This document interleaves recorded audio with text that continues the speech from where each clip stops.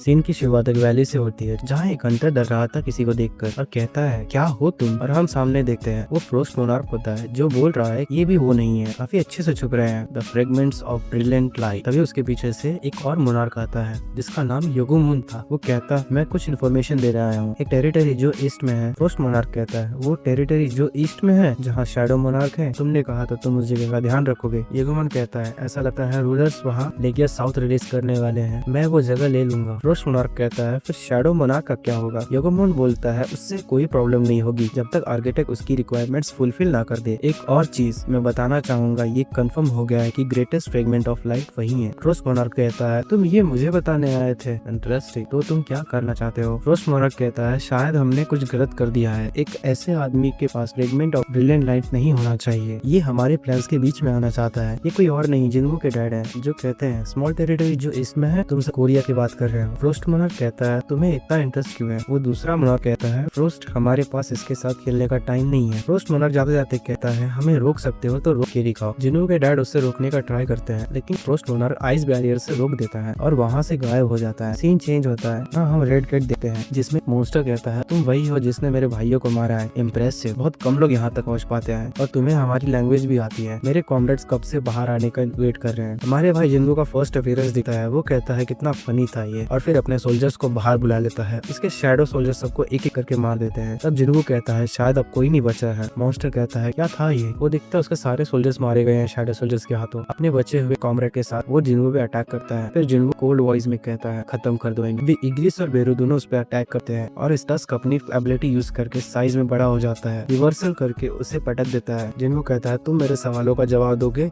तो तुम्हें बिना दर्द के मारूंगा, लेकिन तब तक वो मॉन्स्टर मर चुका था। जिनको सोचता है शायद सिस्टम की वजह से, और फिर एक की निकालता है जो कर्स रैंडम बॉक्स से मिली थी। मेरा लेवल 100 जेजू आइलैंड पे ही हो गया था। फिर की इन्फॉर्मेशन हमें दिखाई जाती है जो कार्टेलन टेम्पल। जिनको बोलता है की ऑफ कार्टेलन टेम्पल। मैं उसे बोलने का ट्राई भी करूँ तो नहीं बोल सकता। डबल डंजन सिस्टम मुझे वापस बुला रहा है जहाँ से ये सब की शुरुआत हुई थी। चीजें पहले से बहुत बदल गई हैं। अगर ये सब पहले से ही प्लान था तो मेरा वापस आने का इंतजार करो, मैं आ रहा हूँ। सीन जिन्हो पे आता है जो बहुत गुस्से में है क्योंकि वो सब जिन्हो को ट्रोल मैसेज भेज रहे थे और जिन्हो उन सबका रिप्लाई दे रहा था और कहता है तुम सब रोना जब हम तुम्हारी हेल्प नहीं करेंगे, और फिर वो शांत हो जाता है। तभी जिन्हो वहाँ आ जाता है। जिन्हो शॉक रहता है और कहता है ये कब आता है कब जाता है पता नहीं चलता। जिन्हो पूछता है कुछ हुआ है क्या। जिन्हो ने कहा था हमें पैसों की जरूरत पड़ेगी गिल्ड रेडी करने के लिए। जिन्हो शॉक होके कहता है ये मैजिक कोर है, तुमने एक हाई रैंक गेट क्लियर किया, वाव यूमनिम, हम इससे अपने एम्प्लॉइज को पे कर पाएंगे। जिन्हो कहता है एम्प्लॉइज, हाँ हमें 3 मेंबर्स की जरूरत है, गिल्ड मास्टर,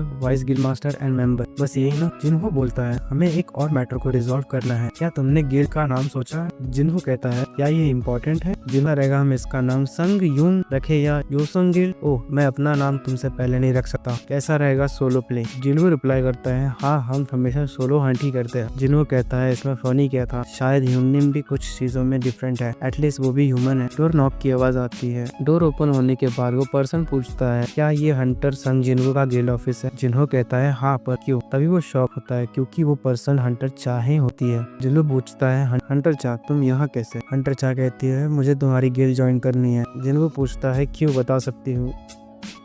हंटर चाह कहती है जैसा कि मैंने कहा मुझे तुम्हारी गिल्ड ज्वाइन करनी है। जिनको सोच रहा होता है ये क्या चल रहा है और कहता है तुम्हें एसोसिएशन के चेयरमैन ने कहा ऐसा करने को या चोई जोंग ने तुम्हें गिल्ड से निकाल दिया है। चाह कहती है ऐसा नहीं है। फिर जिनको कहता है फिर तुम्हें हमारे सोलो प्ले गिल्ड में क्यों। चाह भी शॉक होती है कि गिल्ड का नाम सोलो प्ले है। फिर जिनको कहता है हाँ मैंने और वाइज मास्टर ने इस पे एग्री किया है। जिन्हों पीछे से कहता है हमने ये डिसाइड कब किया, मेरे सजेशंस का क्या। जिन्हों बोलता है तुमने कुछ बोला ही नहीं तो मुझे लगा तुम मान गए। जिन्हों चाहे की तरफ देखता है, हार्ट बीट, एक्सप्रेशंस, ब्रीथिंग को देखकर लगता है वो शांत रहने की कोशिश कर। जिन्हों हंटर चाह से पूछता है तुम्हें 2 साल भी नहीं हुए अवेकल हुए और तुम अभी भी हंटर्स के कॉन्ट्रैक्ट में हो। हंटर चाह बोलती है मेरे पास पैसे थे, मैंने पेनल्टी पे कर दी है। जिन्हों सोचता है ये पेनल्टी तक पे करने को रेडी है गिल्ड ज्वाइन होने के लिए, हमारे पास रिसोर्सेस नहीं है आपको कंपनसेट करने के लिए। चाहे रिप्लाई करती है उसकी जरूरत नहीं है और मुझे साइनिंग बोनस भी नहीं चाहिए। जिन्हों मन में कहता है ये इतना सब क्यों कर रही है सिर्फ हमारी गिल्ड ज्वाइन करने के लिए। फिर फिर हम देखते हैं हंटर चा पुरानी मेमोरीज रिवाइंड करती है। जिन्हों पूछता है मुझे जवाब तो दो। चाहे रिप्लाई करती है कंफर्टेबल, मुझे कंफर्टेबल होना है, क्या ये अलाउड नहीं है? जिन्हों के कानों में धीरे से कहता है जरा सोचो इसे कितने पैसे मिले होंगे ये सब कहने के लिए।